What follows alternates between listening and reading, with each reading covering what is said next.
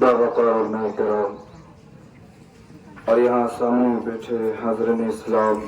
اور پردے میں سننے والی ماں بہنیں، السلام علیکم ورحمۃ اللہ وبرکاتہ۔ وعلیکم السلام ورحمۃ اللہ وبرکاتہ۔ اگر تمام حضرات زندہ اور باحیات یہاں موجود ہیں تو بلند آواز سے جواب دیں، السلام علیکم ورحمۃ اللہ وبرکاتہ۔ وعلیکم السلام ورحمۃ اللہ وبرکاتہ۔ کیونکہ جب کوئی سلام کرے تو اس بات کا خیال رکھا کریں کہ اتنی زور سے جواب دیں کہ سننے والے جو سلام کی کم سے کم ان کے کانوں تک آواز پہنچ جائے، اور ایک چیز کا فاصلہ میں فرق آ جائے جو زندے اور مردے میں ہوتا ہے، کیونکہ قبرستان جاتے تو سلام کرتے ہیں، مردے جواب بھی دیتے ہیں، مگر فرق کیا ہوتا ہے؟ ہمیں آواز سنائی نہیں دیتی، مگر وہی سلام اگر ہم زندوں پہ کرتے ہیں تو کیا ہوتا ہے؟ اس کے جواب باقاعدہ سنائی دیتی ہے۔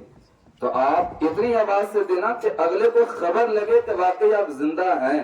ایسا تو نہیں کہ کھڑے کھڑے آپ پردہ فرما گئے اور اگلا سلام پہ سلام پیش کیا جا رہا ہے۔ تو اس چیز کا ذرا خیال رکھا کریں۔ نحمده ونصلي على رسوله الكريم، اما بعد فاعوذ بالله من الشيطان الرجيم، بسم الله الرحمن الرحيم، وبالوالدين احسانا، صدق الله العظيم وصدق رسوله الكريم المجيد المبين، ونحن على ذلك لمن الشاهدين ومن الشاكرين، والحمد لله رب العالمين۔ شمع رسالت کے پروان اور وصل خواجہ کے دیوانوں، امت محمدیہ کے جانثار و یہ سب سے پہلے آقا انعامدار مدینہ کے تاجدار جناب احمد مصطفیٰ محمد مصطفیٰ عربی صلی اللہ علیہ وسلم کے بارگاہ نبوت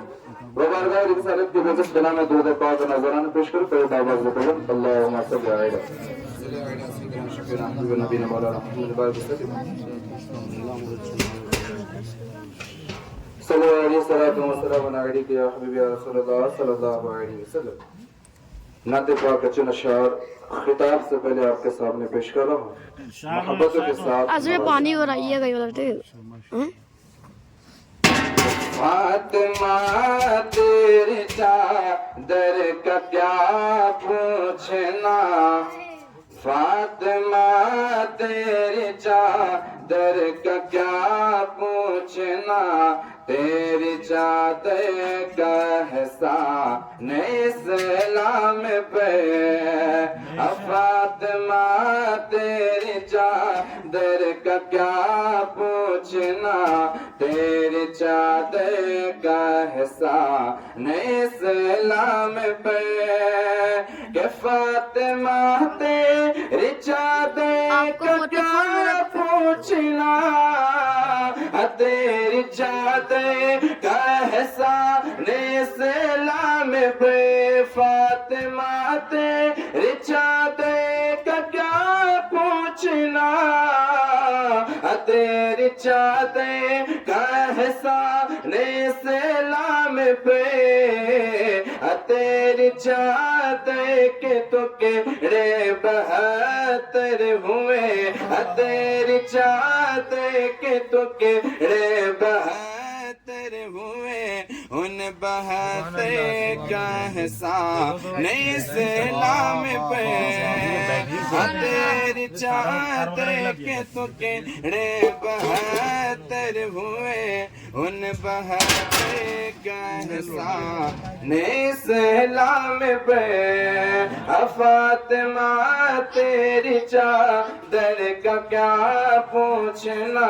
تیری چادر کا احسان اسلام پہ، فاطمہ تیرے باپا حبیب خدا اور شوہر ہے مولا علی مرتضیٰ، فاطمہ تیرے باپا حبیب خدا اور شوہر ہے مولا علی مرتضیٰ، فاطمہ تیرے باپا حبیب خدا اور شوہر ہے مولا علی مرتضیٰ، شوہر ہے مولا علی مرتضیٰ، اور تیرے شہیدان گئے وہ بلا تیرے بچے شہیدان گئے وہ بلا تیرے گھر بے کا سلام تیرے بچے شہیدان گئے وہ بلا تیرے گھر بے کا سلام بہن فاطمہ تیری چادر کا کیا پوچھنا تیری چادر کا احسان سلام بہن اور رن میں زینب نے یوں حق ادا کر دیا پانی تعمیل حکم خدا کے دیا رن میں زینب نے یوں حق ادا کر دیا اور پانی تعمیل حکم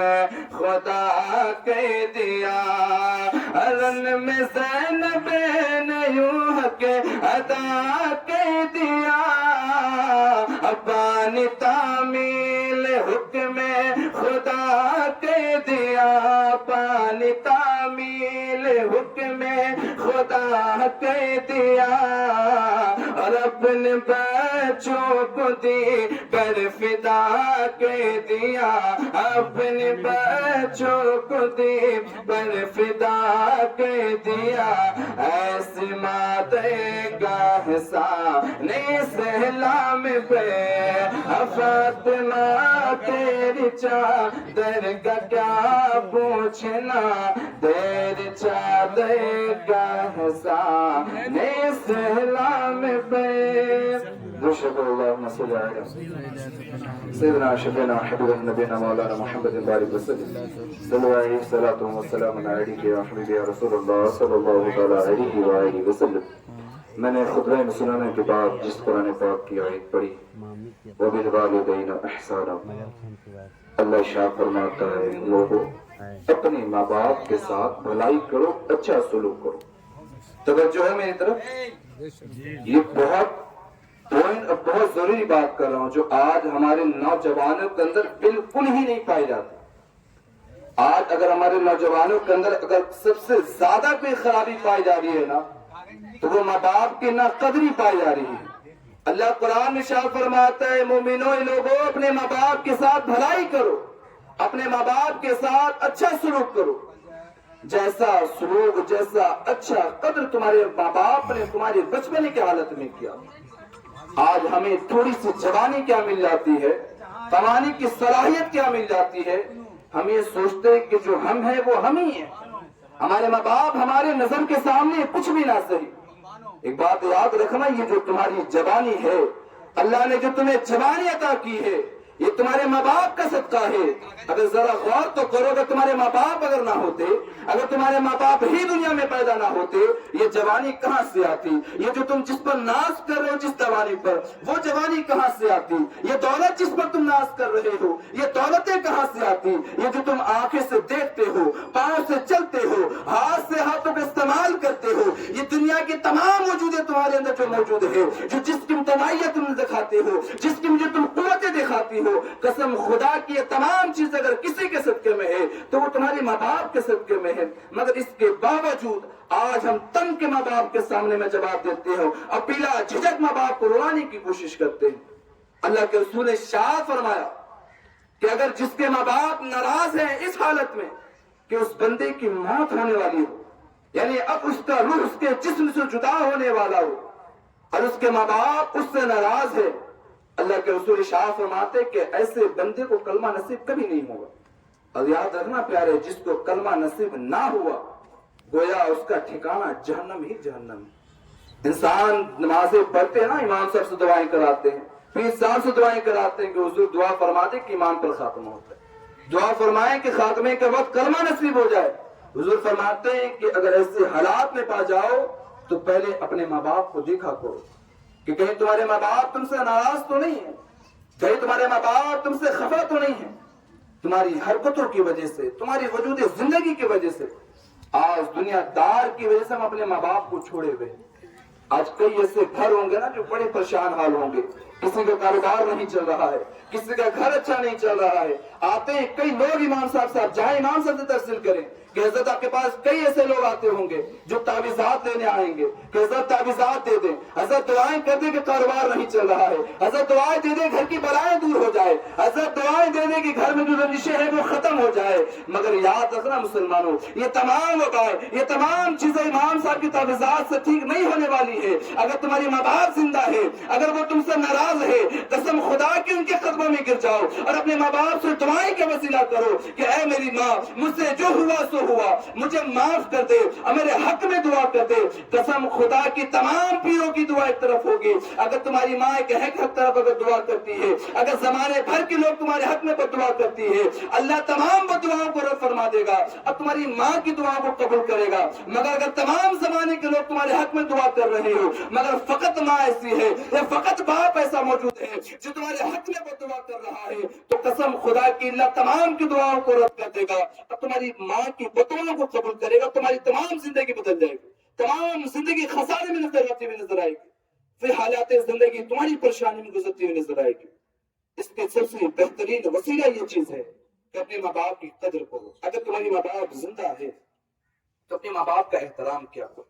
अल्लाह के रसूल सल्लल्लाहु अलैहि वसल्लम एक शख्स के करीब